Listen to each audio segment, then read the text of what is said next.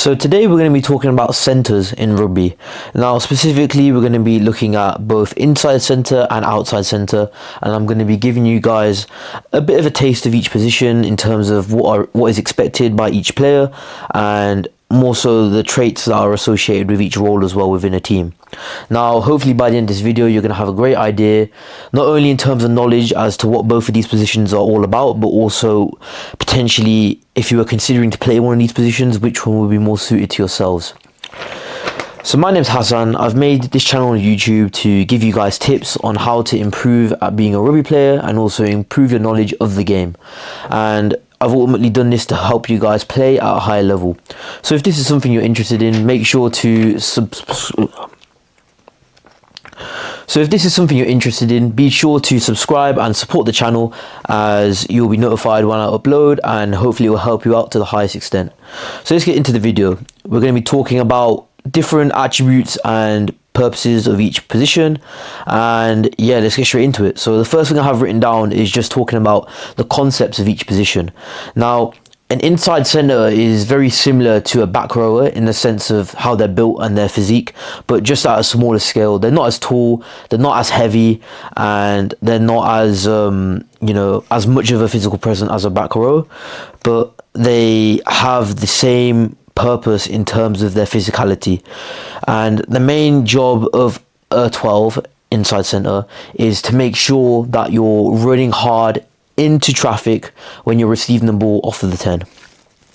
Now if you look at the outside centre I would say is more like an extra winger on the pitch, although they're not as fast but a bit more stronger, a bit bigger, and also a bit more athletic. Now the job of an outside centre is to ultimately run with the ball and run and beat defenders on their outside shoulders to create attacking opportunities for their team. So that's a brief concept of each position in a nutshell, and let's look at a few more ideas in some more detailed context. So the first thing I want to look at is the lines that both these players run. So obviously being a back, running certain lines is very important, and it's a big part of your game. So if you look at inside centres first, the main job of an inside centre is to really look to straighten the attacking line by running hard lines, hard, fast, and generating a lot of momentum into contact. And hopefully by doing this you're going to achieve the goal of breaking the line and being able to make an effective line break and gain a lot of territory for your team. This is important as it will stop the opposition from being able to perform a drift defense and really covering a lot of the open wide field with their defense. They're going to have to stay a lot more narrow, and it's going to help your team win the gain line on a consistent basis. And if we look at the outside centre's job is to ultimately find the gaps within the field to exploit, and they do this by running arc lines. Now what is an arc line and what do I mean by that? An arc line is sort of a curved direction in terms of the way you're running. Now for an outside centre you're going to be looking to run in a curved direction where you're targeting the outside shoulder of a defender. This is so either you can exploit the space behind them, or you can beat them on the outside shoulder and cause them to turn their hips and they won't be able to make an effective tackle on you, and hopefully you'll be able to break through either by using your physicality or by using your speed, and hopefully by doing this you'll be able to exploit the space behind them and hopefully either create an overlap or be in a one-on-one situation where you can hopefully take advantage and score some meaningful points for your team. So the next thing I want to look at is the idea of both of these players acting as an extra fly half. Now what do I mean by this? So for the inside centre, they are essentially the number 10's bodyguard and backup. Now what do I mean by this? I'll give you a scenario. Let's say for example the fly half on your team has gone into a tackle or gone into a ruck. Now that means that your team doesn't have a main appointed distributor of the ball. So this is where the inside centre will most typically step up to the challenge, and they will look to be the one to distribute the ball.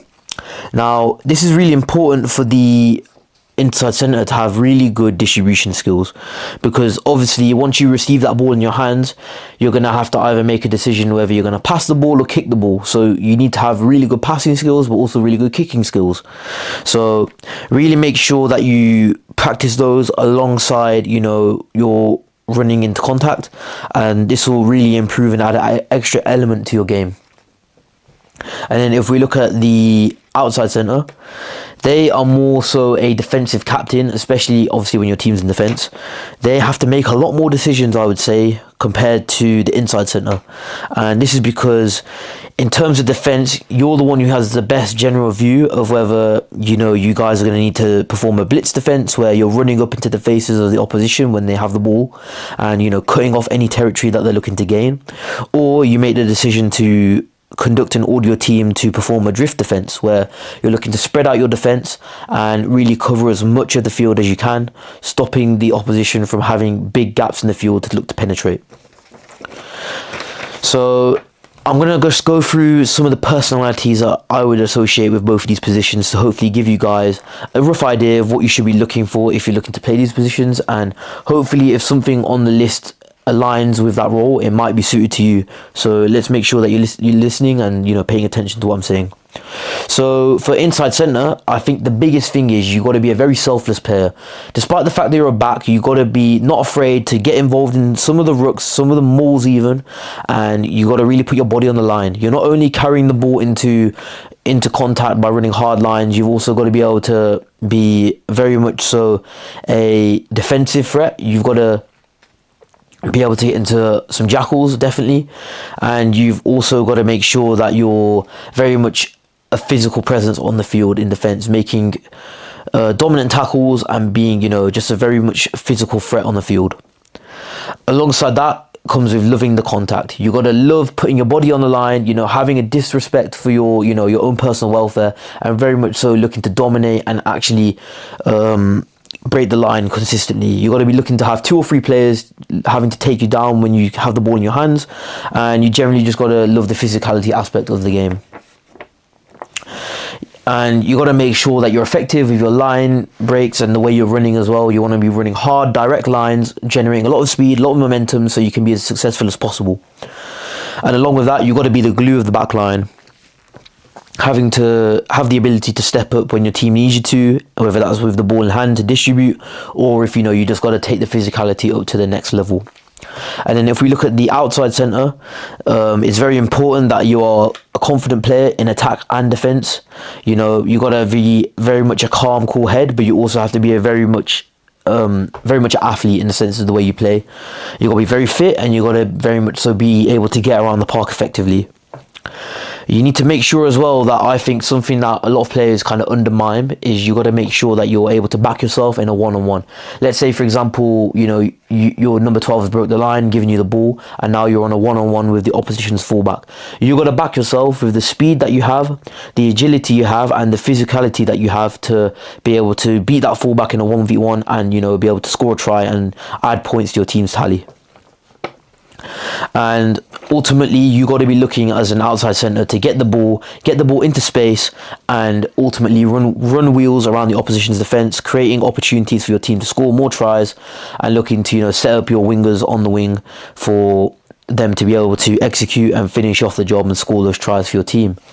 So yeah, I want you guys to take away some of those key pointers I've mentioned for both of those roles and try and line them up with your own traits in terms of how you play your rugby.